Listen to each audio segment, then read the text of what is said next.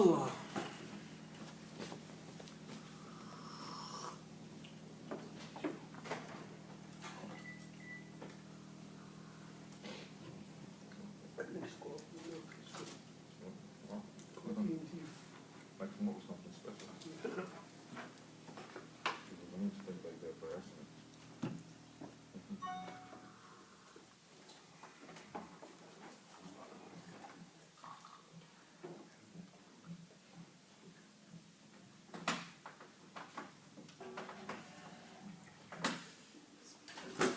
Providence last Saturday?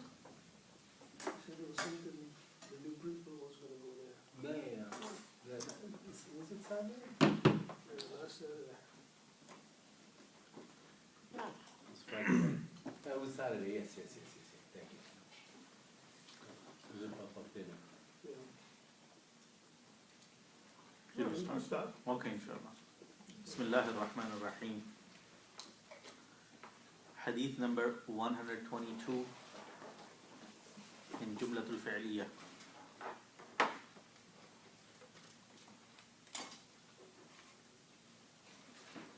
قال رسول الله صلى الله عليه وسلم نعم الرجل الفقيه في الدين إن احتيج إليه نفع وإن استغني عنه أغنى نفسه رواه رزين. Rasulullah sallallahu alayhi wasallam said, what a great man is the one who has a deep understanding of religion. Al-faqihu fi din, who has a deep understanding and in-depth understanding of religion. If people are in need of him, he will benefit them. He will give them the benefit. And if people turn away from him and show no need towards him, then he will turn away from them and he will show no need towards people either. Rasulullah sallallahu alaihi wasallam is praising the faqih, a true faqih who learned the deen of Allah in depth from scholars, and then he dedicated his life and his service for the sake of Allah subhanahu wa ta'ala. So a faqih is someone who's an in-depth scholar of Islam. So now if people are in need of him, meaning if people... Two plate? Yes, triple A. Or triple A? Yes. I have it. Help me out. I lock my car. I open the trunk. I lock my key. Okay, that's fine. That's okay. Okay, I got it. That's okay. He's got keys in his hands. Huh? He's got keys in his hands. Those are not part of his keys. Brother Mukhtar?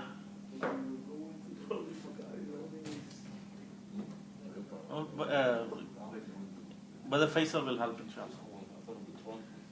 So, a true faqih is someone who's there to benefit people. People will come and benefit from him, they will learn from him, they will enhance their understanding of religion. When they need to ask for a ruling, they will come and ask a question and he will answer them. So he's there for people when people need him. But if people don't come to him for help, then it's not like he will go to people and ask them for favors, ask them for any kinds of money or compensation, or anything like that. Aghna nafsa.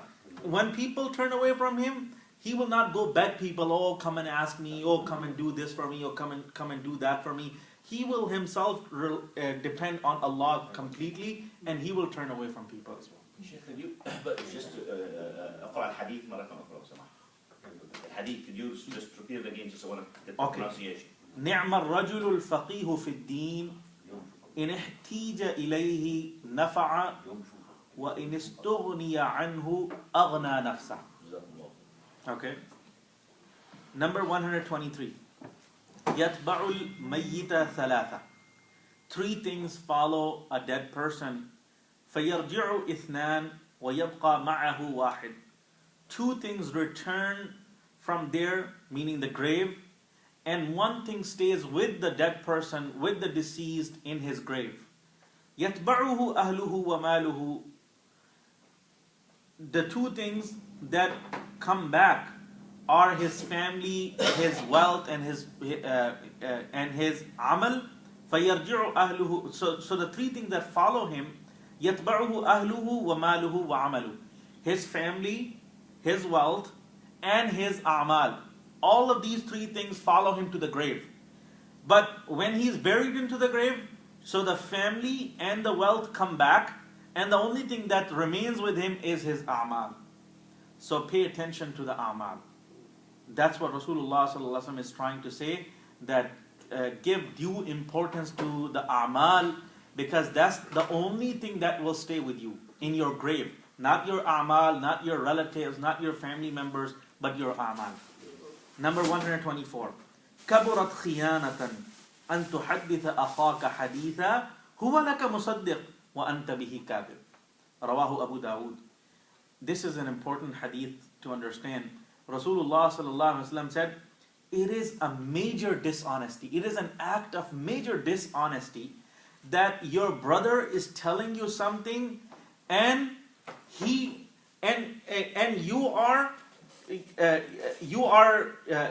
is confirming. He is telling that you are telling the truth. وَأَنْتَ بِهِ كَاذِبٌ. But you are the teller and you are lying to him. What is the example? Let me give you an example.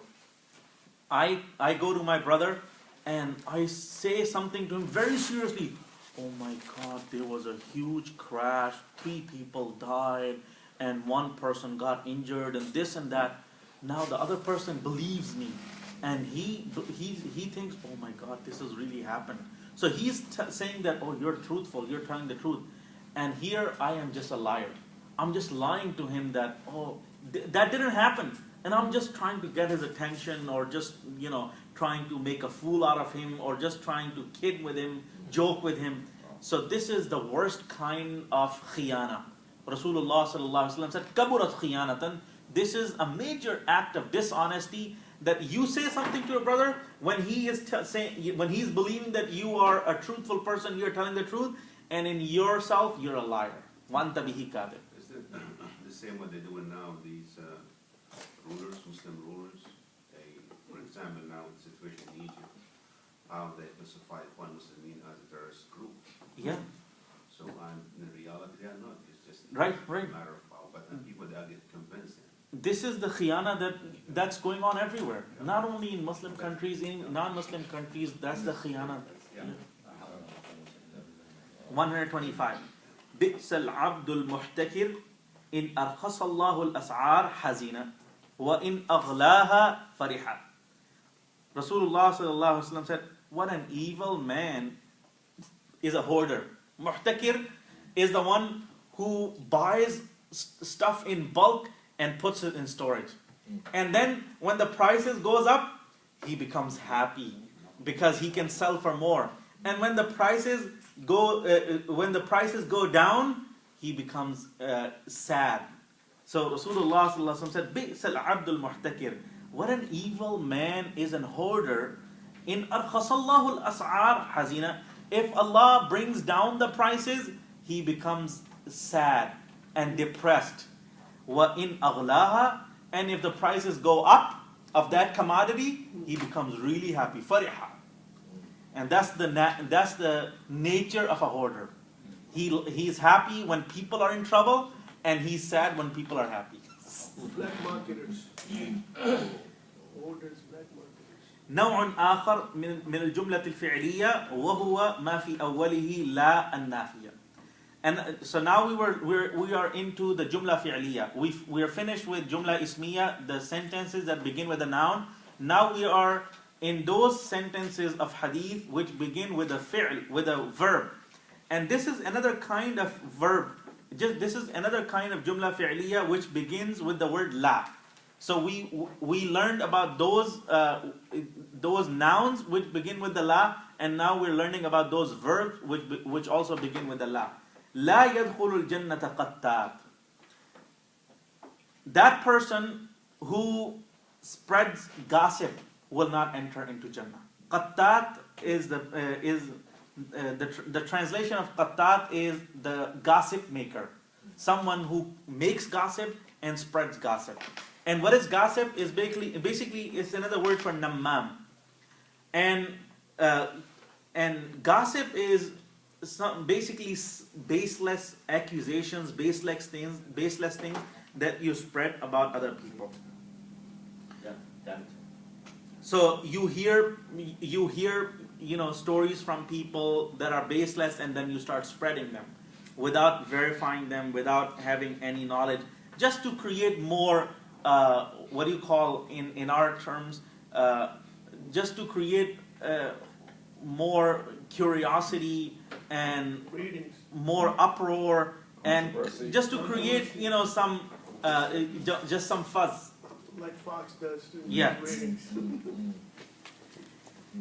Another hadith, number 127. لا يدخل الجنة قاطع أي قاطع رحم. That person who severs the ties of kinship will not enter into Jannah. The ties of blood relatives. Number 128. لا يلدغ المؤمن من جحر واحد مرتين. A true believer, not a believer like us, a flawed believer, but a true believer is not bitten from the same hole twice. The meaning of the hadith is that if someone fools you once, you don't let them fool you twice.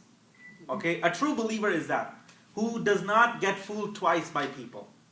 And Rasulullah sallallahu alaihi wasallam used the phrase لا يلدغ المؤمن من جحر واحد مرتين, that a believer is not bitten by the same hole twice.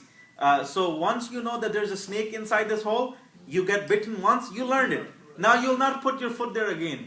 You'll not put your hand there again to get bitten again, because you're not that fool. So basically Rasulullah sallallahu alaihi wasallam is saying the believer is not a fool, a believer is a very smart person.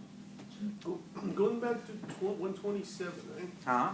When you say a person who doesn't severe kinship does not go to, a person who does severe kinship doesn't go to heaven.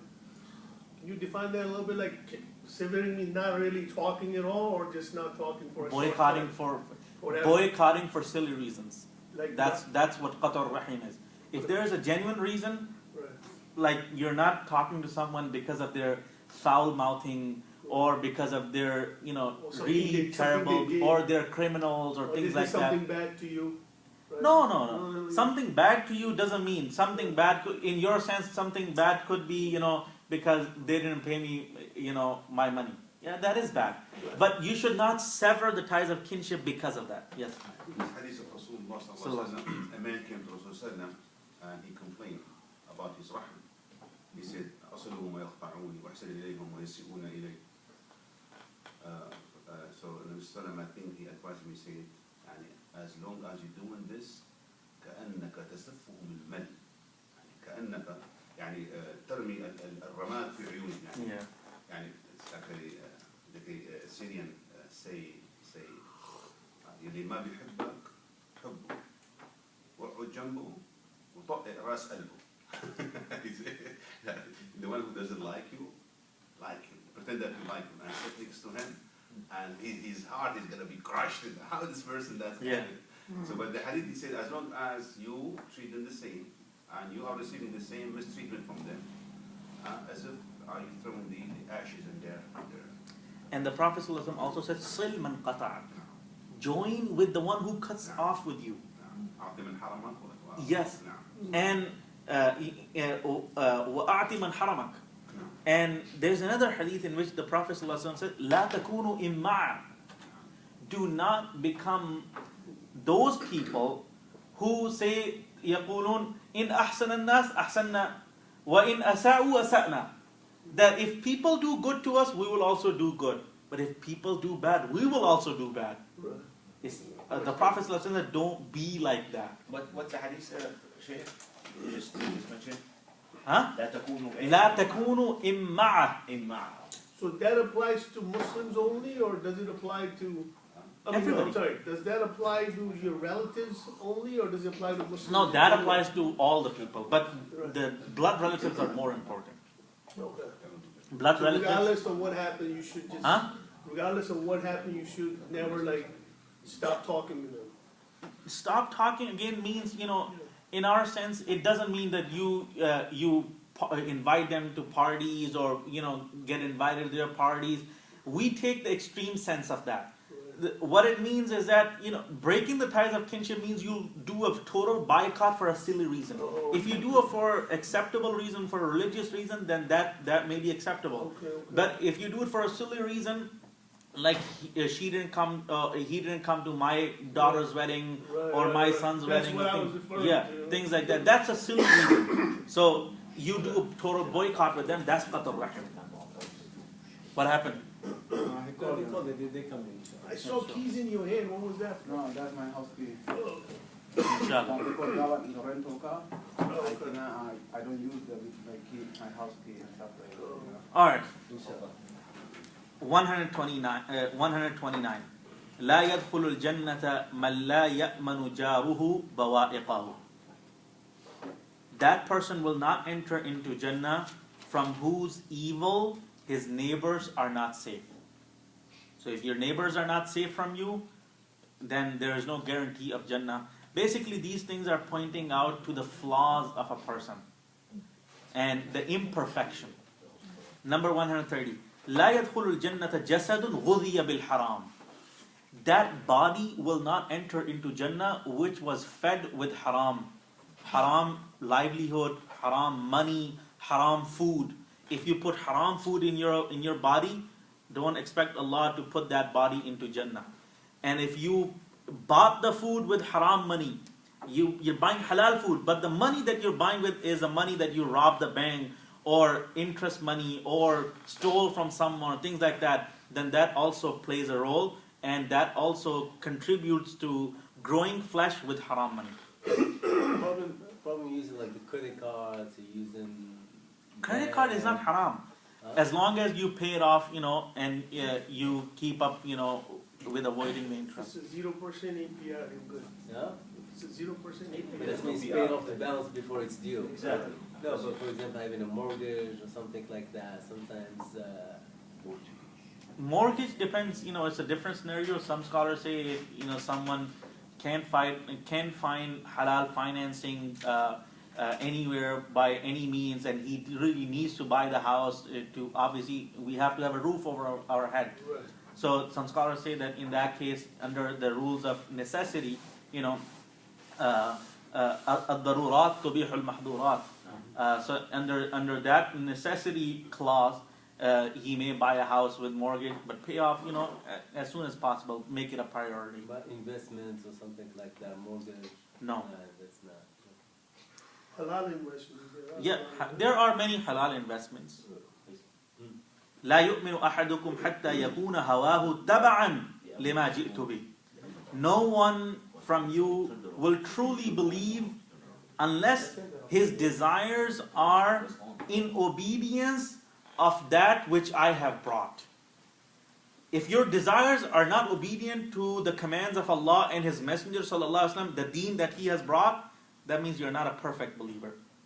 Your perfect iman will only become perfect when you have put your desire in obedience to the commands of Allah and His Messenger sallallahu alaihi wasallam. And this hadith says, لِمَا جِئْتُ بِهِ. Everything that the Prophet sallallahu alaihi wasallam has brought is part of the deen, and our desires have to be obedient of that. This hadith is also an evidence that all of the sunnah of the Prophet ﷺ is the uswa for the Muslims, is the source for teachings for Islam, and every Muslim must obey Quran and the sunnah. Not only Quran and not only sunnah, but both. لا يحل لمسلم أن يروع مسلما. It is not permissible for a Muslim to scare or terrorize a Muslim. And that doesn't mean that you can terrorize non-Muslims. The reason why the Prophet ﷺ said this, because their primary contact was Muslims. Muslims were mainly dealing with Muslims in Medina or Mecca. That's why he used the word Muslim. Otherwise, you're not allowed to terrorize anybody. Not just Muslims, but Muslims, non-Muslims, anybody. You're not allowed to scare people. And that also, this is why the Prophet ﷺ also said, whoever comes to the masjid and he has a sword with him, he cannot have the sword out of the case. He cannot have it naked. He cannot have a naked sword. You can have it inside that, so people are not scared. But if a non-Muslim terrorizes you, then you can terrorize him, right? In return, Yeah. depends. You should use the law enforcement if you're living in a lawful country. Oh, okay, in that sense, yeah, in that sense. Number 133. لا تدخل الملائكة بيتا فيه كلب ولا تصاوير. Angels do not enter that house in which there's a dog or there are pictures. The dog that is mentioned here is a dog that is for entertainment purpose, for playful purpose. Like in America, we have dogs here in houses, people have dogs, and those dogs are not for the purpose of guiding, for the purpose of guarding, for the purpose of zira'a, for the purpose of farming. Those dogs are just for playful purpose because they like pets. So that kind of dog will prevent the angels of mercy from entering the house, not the regular angels. Why the dog? Just the angels don't like the dog. Any reason behind it? I don't know. It Allah was A'lam. the hadith of Rasulullah alayhi salam when he actually was waiting on Jibreel alayhi salam for the wahi.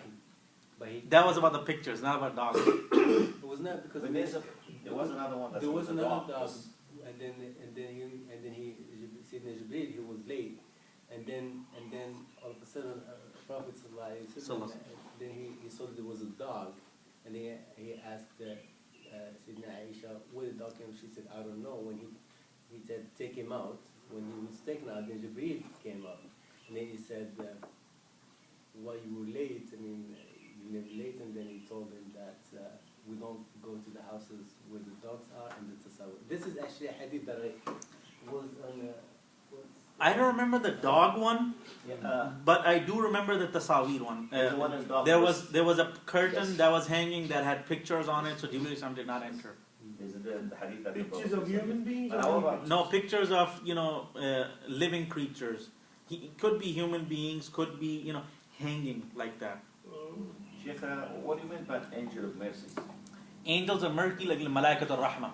Regular angels will go in. Huh? Regular angels will go. They will. They will not leave you alone. Okay. Regular angels, their job is to write No, I'm down. talking about okay. Yeah. That's a Angels good of mercy are the one that are bringing the mercy of Allah on you, on your family, on your house. Those malaikatul rahmah, the angels of mercy, they will not enter. That means Allah's mercy will not be on that house in which there is a dog for that purpose. Can you please tell us me the hadith that you said about the picture? Because you said it's about pictures. Yeah. So can you please tell us the story about that? Yeah, so what happened once the Prophet ﷺ was gone and Aisha radiallahu anha in his absence, she bought maybe a huge fabric sheet, and that fabric sheet had some pictures on them. Timthal or tamathil, something like that. It had pictures of maybe some people or angels or things like that. I don't remember, wallahu alam, what was it, but there were tamathil on that curtain. So she put that curtain on the door or inside the house just for hijab, just for covering purpose. And the Prophet ﷺ came inside, and he was waiting for Jibreel alayhi salam to come, but Jibreel alayhi salam didn't come. And finally, Jibreel alayhi salam, if I remember correctly, sent a message to the Prophet ﷺ, and the Prophet ﷺ asked him, "Why don't you come inside?" So Jibreel alayhi salam said, "We do not la nadkhulu baytan fihi kalbun wala tasawir." That we do not enter a house in which there's a dog or there are pictures hanging. And this is actually, for example, this hadith is like from Bukhari. Authentic, yeah, authentic. Bukhari, And this hadith as well. Bukhari, Muslim. Rawah al-Bukhari wa Muslim. Yes, for both. Rawah al-Shaykhan. Muttafaq alayh. Yes. Poor dog. Now there is a joke. Some people when they heard this hadith and the translation that angels do not enter that house in which there is a dog or there are pictures. So one person said, I don't want to die, and obviously the death comes with the angel of death. So if I have a dog in my house, I will never die. So the angels that are there to write down our a'mal and the angel of death, they don't get stopped even by a dog. Yes, okay. Number 134. لا يؤمن أحدكم حتى أكون أحب إليه من والده وولده والناس أجمعين. No one from you can truly believe, can perfectly believe, until I become more beloved and more dear to him from his father and from his child and from all the people.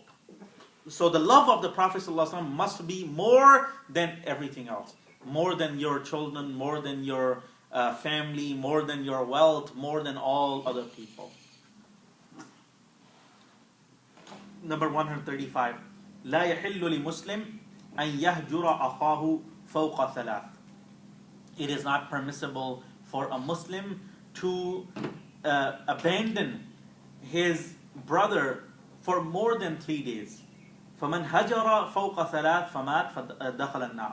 So whoever abandoned his brother for more than 3 days, then he died, he will enter in hellfire. This is called hijran. Now the Prophet ﷺ is pointing towards the abandoning of relationship between two people. Let's say, you get upset at someone, and then you stop talking to him, you stop calling him, you stop meeting with him, you boycott him, in other words. This is something that the Prophet ﷺ allowed only up to 3 days. You can do that up to 3 days, and after 3 days, if you still continue that state in which you're not talking to that person, in which you have totally abandoned that person, then if you die in that state, then Allah will admit you into hellfire.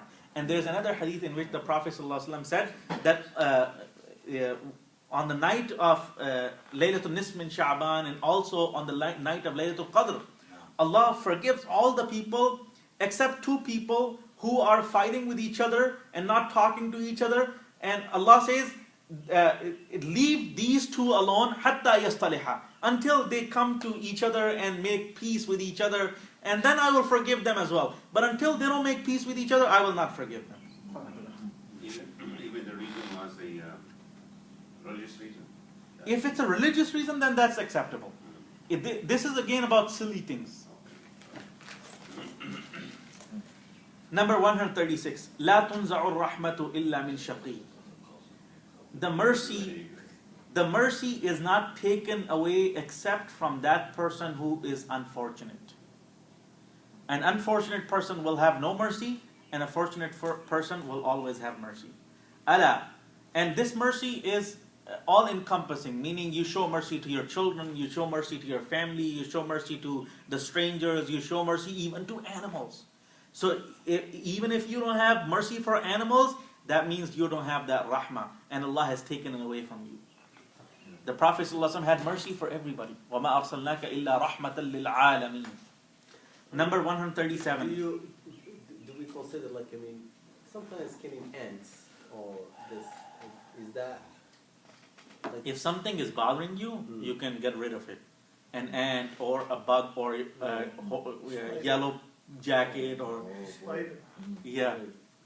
or scorpions and snakes and things like that. You don't need to show mercy to them. Yeah, that's Especially on the several fawasik. Huh? Especially Yeah, fawasik. Yeah, khamsa. Khamsa. Khamsa. Khamsa. What are they? Yeah. What are they? The Scorpions, snakes, and the mouse, and also that wazagh. الحدقة Wazagh. was that الحدقة The lizard. lizard? Yeah. الحدقة And hada. Yeah. Mosquito. The bird, what's it called? Vulture. vulture. Yeah. Hada. Anything that will do harm to you, or Yeah. anything Anything instinctively will harm you. 137. Ala. قلب العقول يا شيخ. قلب العقور. Yes. Ala. لا يحل مال امرئ إلا بطيب نفس منه. Beware the wealth of a person. And here the Prophet ﷺ did not say Muslim, he said مال امرئ, any person. The wealth of any person is not halal except with his sole pleasure, with his complete approval. If someone willingly and happily gives you something, then that's halal for you. If you force someone to get money from him, then that's haram from you. And this is the hadith that I take as the basis for these fundraisers. Unfortunately, when we do fundraisers in America, we're basically forcing people. We put their name. Oh, Brother Muhammad will give 5,000. Now, if that brother, even if he didn't want to give, he will give because his name has already been called. And if he doesn't, he will feel embarrassed. Yeah, and I disagree with these fundraisers, and I feel yeah, and this is the worst practice when you call the name of the person without him offering. You just say, because you know that brother, or you don't know, but you say, this brother Muhammad in the corner, he will give $5,000. And he never had any intention, even if he did for 2,000 or 1,000, and now he will be forced to, or at least you humiliated him. Right. Number 138, لا تصحب and nowadays there are professional fundraisers, pros, and this is what they do. This is what they're good at. They're good at humiliating people. They're good at embarrassing people. A normal person, who cannot force people, who cannot humiliate people, obviously he will raise less money, and therefore he's not a successful fundraiser. But these fundraisers are successful because they're good at humiliating people, they're good at calling out people, they're good at forcing people to give money beyond their means. And they charge a lot of money for that. They charge a lot of money for their fundraising. Maybe the same It's time, not like they're doing it for the sake of Allah. maybe the person who does not want anybody to know that he wants to give. Yes. Expose it. 138 لا تصحب الملائكة رفقة فيها كلب ولا جرس. Angels do not accompany that caravan or that company or that group in which there is a dog or there is a bell. Jaras is a bell, and Wallahu alam, I believe the hadith is authentic. It's Rawahu Muslim. It's by Imam Muslim rahmatullahi alayh. But I still don't comprehend why the jaras is here, why the bell is here. Yeah, Allahu alam. I believe in the hadith. It is authentic. It is sahih. But I don't understand the meaning of jaras. Maybe because in one hadith the Prophet ﷺ says, "Al-jarasu mazamiru shaitan." That jaras, the bell, is the instrument of shaitan. And maybe in those days it used to be the instrument of shaitan, but now shaitan has many more instruments. More choices. Also utilized by non-Muslim for the gathering. The Christians, probably, maybe the Prophet is referring to jarasul nasara. Ma'badun nasara. They ring the bell. Dung, dung. Maybe he is referring to that. Could be. Wallahu alam. This is another thing, I would like to teach myself and you as well. If you don't know the exact meaning of something, just say Wallahu alam. Instead of start making up things. Oh, no, I think this is what it means. Or this is. Instead of showing off, I'm very intelligent and I really know all. Just show yourself, Imam Malik rahmatullahi alayhi, he said to his students,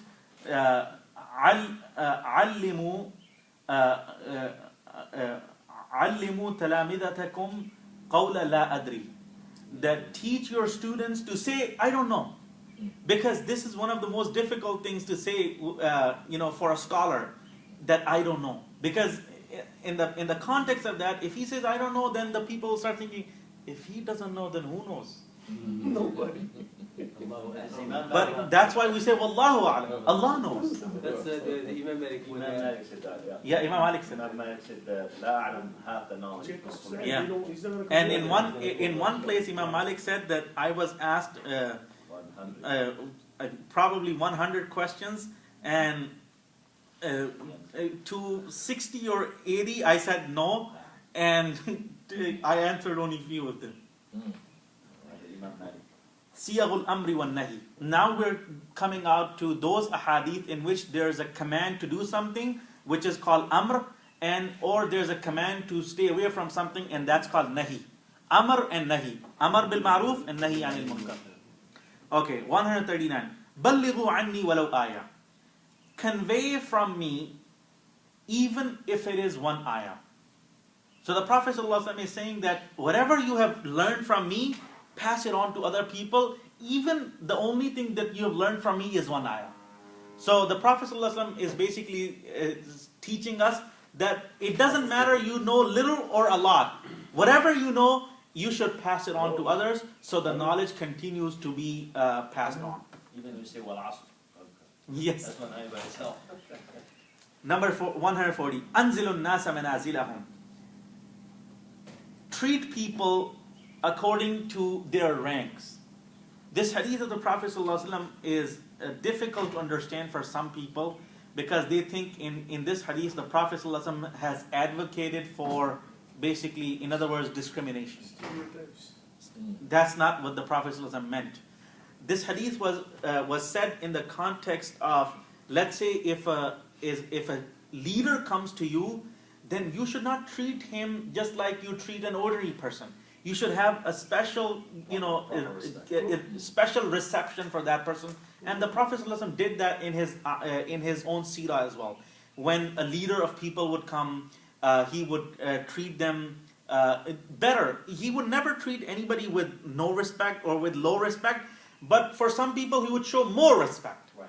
So that's what it means. Anzilun nasa manazilahum. If you are dealing with some people who are very well respected in their communities, who are leaders in their countries or delegations and things like that, then give them a little higher respect, because that will have more benefit, and that will be more effective in delivering your message as well. So well, Sheikh, I have a priest who works with me. What is it? I have a priest who works with me. I call him Father Michael. Is it something wrong? We cover that? That's fine. Huh? Is it wrong? Number 141.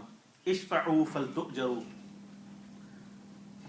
Intercede on behalf of people and you will get the reward. Or recommend people and you'll get the reward. So this hadith teaches us about the concept of shafa'ah in this world. If someone comes to you for a recommendation letter and you really think that that person is good for that job, you give that letter to him. Now, if that letter works for him, good for him. Even if it doesn't, you're still getting the reward from Allah subhanahu wa ta'ala, because you became part of something good. And Allah subhanahu wa ta'ala said in Quran, مَنْ يَشْفَعَ شَفَاعَةً حَسَنَةً يَكُنْ لَهُ نَصِيبٌ مِّنْهَا. That whoever does good shafa'ah, good intercession, and good recommendation, there will be a reward for that person from there. وَمَنْ يَشْفَعَ شَفَاعَةً سَيِّئَةٍ يَكُنْ لَهُ كِفْلٌ مِّنْهَا. And whoever does a bad recommendation, you recommended someone who was not fit for the job, who was not qualified for the job, and you still recommended him, and he got the job because of your influence or your letter, your recommendation, then you get the share of advocating for that wrongdoing. So therefore, it's important to recommend good people and not to recommend bad people. Now, is it okay to tell them, like some people, they ask... Tell who? Let's say if somebody comes to you and they want some letter recommendation, like congressional people call me all the time, that's what I'm asking. And you tell them that it might not help you because you don't really need it for that purpose, but they still want it. So do you still give it to them? Write the truth in that letter. Right. Don't write. Sometimes this is what people do. For example, it happens to me. Right. People will come to me and say, can you write a letter for my son, that he is this, he is that. I said, have I known your son? Do I know your son? And this is what they ask me. They say, you've known him for 5 years, for 6 years, for 10 years. Because you know me, that's why. Yeah. I was like, I can't write that. It would be a lie.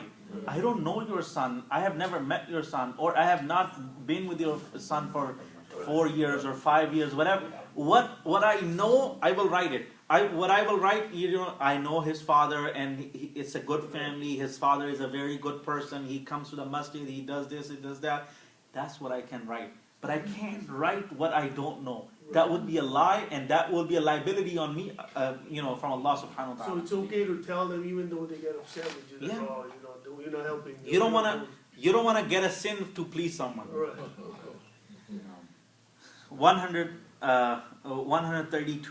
42. قُلْ آمَنْتُ بِاللَّهِ ثُمَّ اسْتَقِمْ. Say, I believe in Allah, and then stay strong on that. Once you say, I'm a Muslim, then stay strong on that, inshallah. Number 143. دَعْ مَا يَرِيبُكَ إِلَى مَا لَا يَرِيبُكَ. Leave that, I thought it was the saying of Sayyidina Ali. No, that's a hadith. دَعْ مَا يُرِيبُكَ إِلَى مَا لَا يُرِيبُكَ رواه أحمد والترمذي. Leave that which puts you in doubt towards that which puts you in no doubt. So whatever things appear to be doubtful to you, stay away from that. And whatever things have no doubt in your heart, then do it. And a good person, a believer who has a clean heart, for him, he will always have a doubt if there's something mashbuh, if there's something that's doubtful. So his heart will not be in peace, and his heart will not be in satisfaction. So the Prophet ﷺ is teaching us that those things that are doubtful to you, don't do it, and those things in which you have no doubt, then do it. Alhamdulillah. Alhamdulillah. Jazakumullah. Make a dua for him. He helped me, Allah helped him. Ameen. May Allah reward Brother Faisal. Few things we talk, but inshallah, because I know you're recording. Yeah. Inshallah, we talk about it. About the dogs, inshallah, and about the fundraiser. Because Inshallah. Ramadan coming, inshallah, I like to speak to you about it. Inshallah. Absolutely. Assalamu alaikum. Wa alaikum assalam. 144. اتق الله حيثما كنت وأتبع السيئة الحسنة تمحها رواه أحمد الترمذي. Fear Allah wherever you are. Whether you are in a Muslim country or a non-Muslim country, in the masjid or in your office, in your house or outside, wherever you are, fear Allah. Even when no one is watching you. وَأَتْبِعِ السَّيِّئَةَ الْحَسَنَةَ تَمْحُهَا. And follow a good deed after a bad deed. Because the good deed will erase the bad deed. And that's what Allah subhanahu wa ta'ala said in Quran, إِنَّ الْحَسَنَاتِ يُذْهِبْنَ السَّيِّئَاتِ. The good deeds will take away the bad deeds. So if you have done something bad, in return do something good. Can I ask you something quick? Yeah. Like when you say fear Allah, sometimes Fear people say, Allah. Fear Allah. Sometimes they say, why should I fear Allah? I love Allah. Why should I be afraid of Him? So I'm thinking. Okay, more correct, you can say be conscious of Allah. Right. Just know that Allah is watching you. Right. The word fear is probably more about your deeds. Like don't do anything bad because then God will punish you. And I had explained this, I think, in last session, last Friday, that fearing Allah doesn't mean that Allah is scary or Allah is, something like that. Fear Allah because we fear His upsetness, His anger. We don't want Him to be upset with us. We want Him to be happy with us. Because the word fear does not really command obedience. It commands, oppression. Love is more like you're supposed to follow someone that you love. Well, all people are not equal. Right. Some people, they do good deeds because of the fear. Some people, because the only thing that works with them is the stick. That's true. And some people, they're normal people and they're good people and they can do it even for love. That makes sense. Number 145. وَخَالِقِ النَّاسَ بِخُلُقٍ حَسَنٍ. And treat people with good character, with good morals. Always show people the kindness and the good character that the Prophet ﷺ has given to us. Number 146. لَا تُصَاحِبْ إِلَّا مُؤْمِنًا. Do not befriend except a believer. In this hadith, the Prophet ﷺ is teaching us the importance of having believer friends, Muslim friends. Because a non-Muslim friend, even if he's not really preaching to you all the time, but a non-Muslim, maybe drinking at some time, maybe doing some other vice, some other evil at some time. So you will be somehow with that person during those moments. And another thing that happens when you are friend with a wrong person, with a bad person, is slowly you start losing the abhorrence of sins. Like, for example, I'll give you one example. If alhamdulillah, I have never been on a table where there was liquor, and that's why I abhor liquor. I hate it. I can't take the smell of liquor. I can't look at the bottle of the liquor. And that's how most Muslims are, alhamdulillah. But if you start hanging out with those people who are drinking all the time, maybe after a month or 2 or 3, you will start to not abhor the liquor anymore. You'll say, it's okay, it's his drink, it's my drink. It's okay. And that state is dangerous. Because Shaitan at one point will tell you, it's okay, that's his bottle, that's liquor, this is your bottle, that's water, or that's soda. It's okay. Eventually, after some time, he will take you closer to that bottle. And then closer, and then closer. Eventually, he will make you taste it. And then you'll start drinking. I'm just giving you one example of drinking. But that's with all the sins. So over here, this hadith talks about the believer and non-believer. So what if a non-believer, is Christian, but it's a observing Christian, or observing Jews? Mm-hmm. So does that fall into the same category? Or It does, because his beliefs will affect you. Right. It may not affect you, and we're talking about long term. It may not affect you immediately, but when you start, sitting with them on regular basis, they will talk about their God, they will talk about, their teachings and things like that. So slowly, it will start confusing you. It will start creating doubts in your own heart, and it will start leaving these kind of problems in your iman. What's the advice? The advice is, Socialize too much with them. don't be don't be a very, very close friend of a non-Muslim. Like someone who knows everything about you and you know everything about him, and you meet with them every single day or every other day or things like, hang out with them, spend hours with them. That's the kind of thing. So that's why the Prophet ﷺ, "La tusahib illa mu'mina." Choose a good friend to be a Muslim.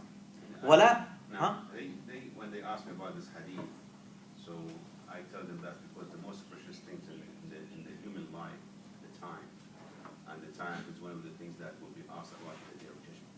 Yes. And suhbah, that means spending time. Yeah. You have to spend time with somebody.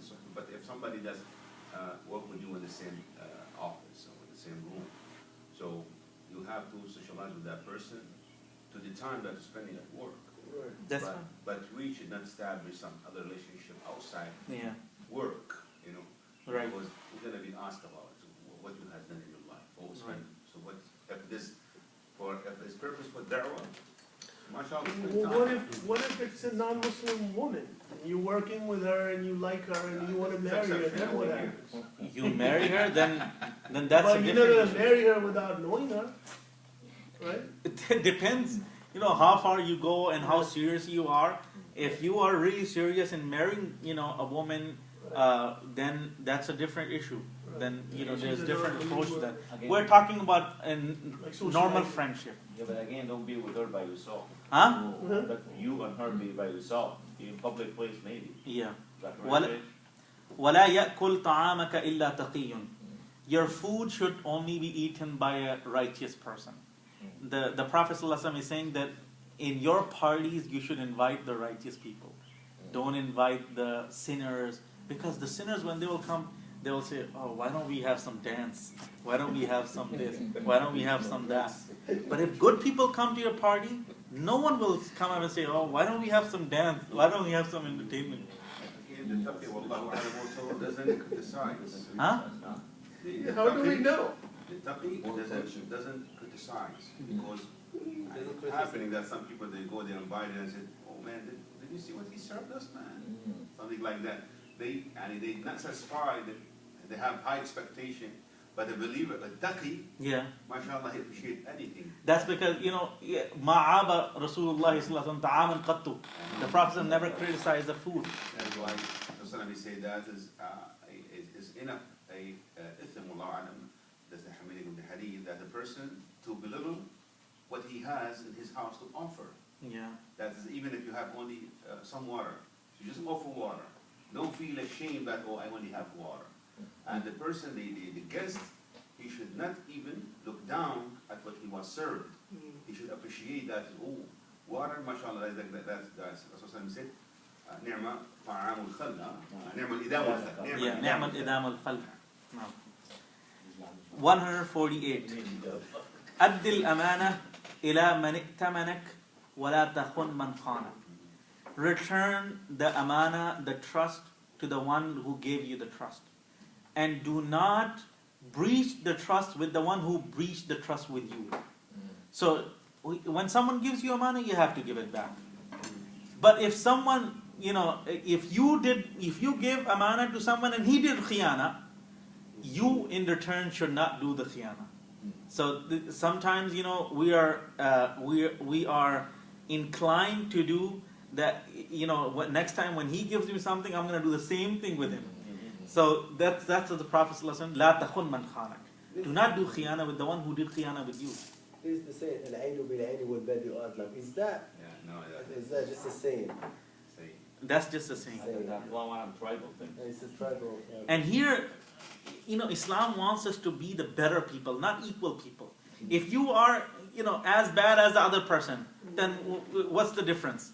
You should be the better person. You should be the good person, not a bad person. A prime example, when the Prophet ﷺ was migrating to Medina, Yeah, he gave all the amana. And after he left Sayyidina Ali behind in order to give on them. All the amana. Somebody else said, Yeah. why should I? They went Inna to- Allah amarakum, Inna Allah ya'murukum an tu'addu al-amanati ila ahliha. No. Number 148. لِيُؤَذِّنَ لَكُمْ خِيَارُكُمْ وَلْيَأُمَّكُمْ قُرَّاؤُكُمْ. I think you said 148 before. Yeah, it's double. 148, 148. So 149. Maybe it's, in your book it's also 2? No, I don't have the numbers. I'm putting Oh, the numbers We myself. don't have to do it. Okay. So I'm going by what you say. So it should So be make it 149. 149 then. Okay. لِيُؤَذِّنَ لَكُمْ خِيَارُكُمْ وَلْيَأُمَّكُمْ قُرَّاؤُكُمْ. Those who are the best of you should call the adhan. And those who are the best readers of the Quran should lead the salah. And the word qurra is not in our time. The word qurra is specified to those people who recite Quran in a very very beautiful voice and know all the qira'at and all that. But in the time of the Prophet ﷺ, the word qurra or aqra was used for that person who has the most knowledge of Islam. So basically, the scholars, the most knowledgeable of Islam, the most knowledgeable of Deen should be the leaders in Salah, should be the Imam, and the best people should be the Qurra, should be the Mu'adhin.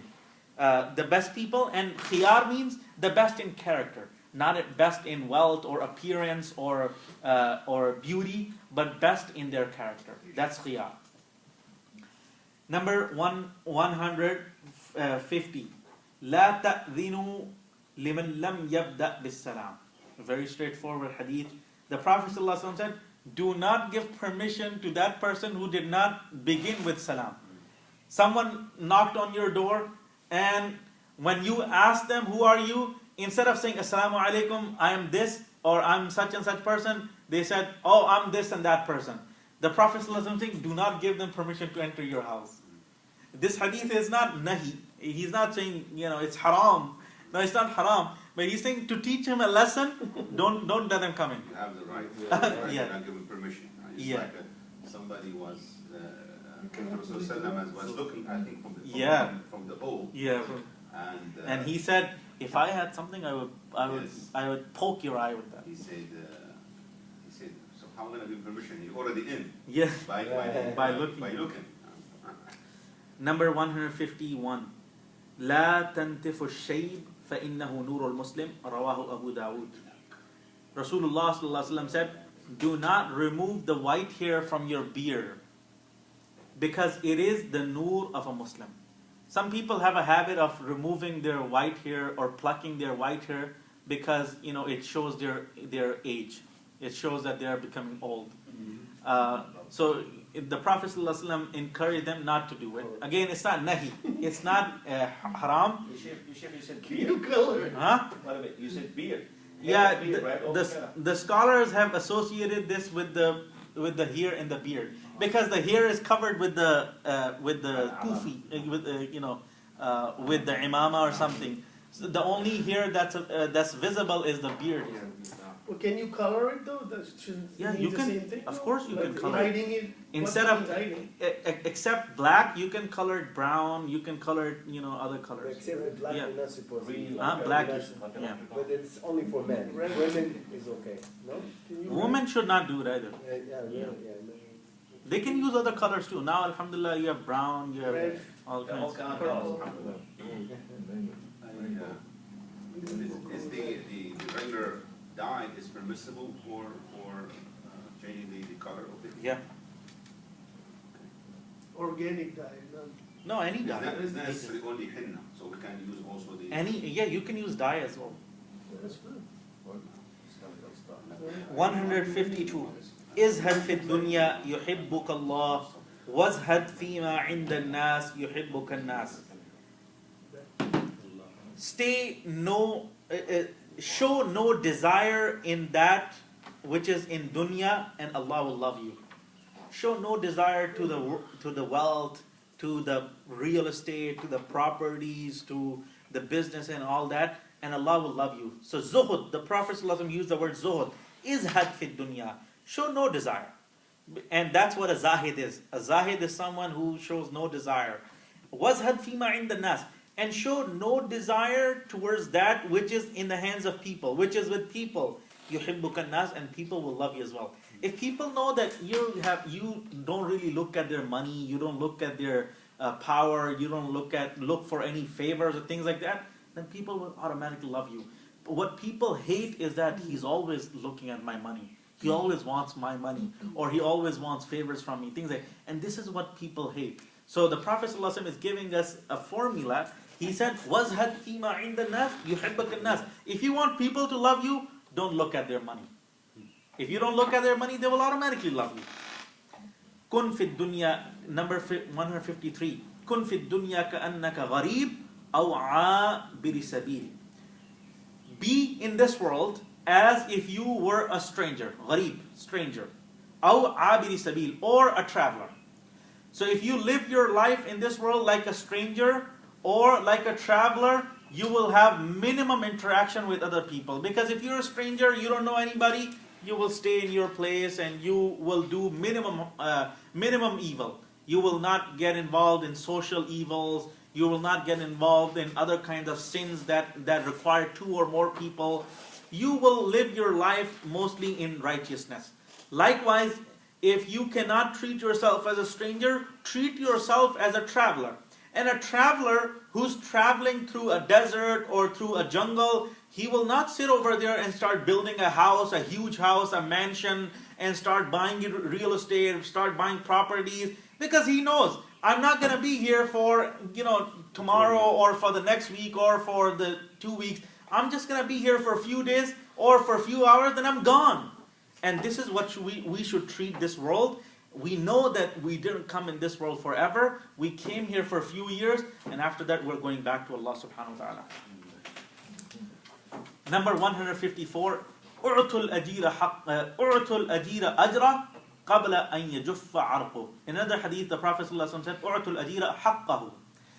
The meaning of this hadith is, if you hire a laborer, if you hire someone to do a job for you, then give him his compensation before his sweat is dried.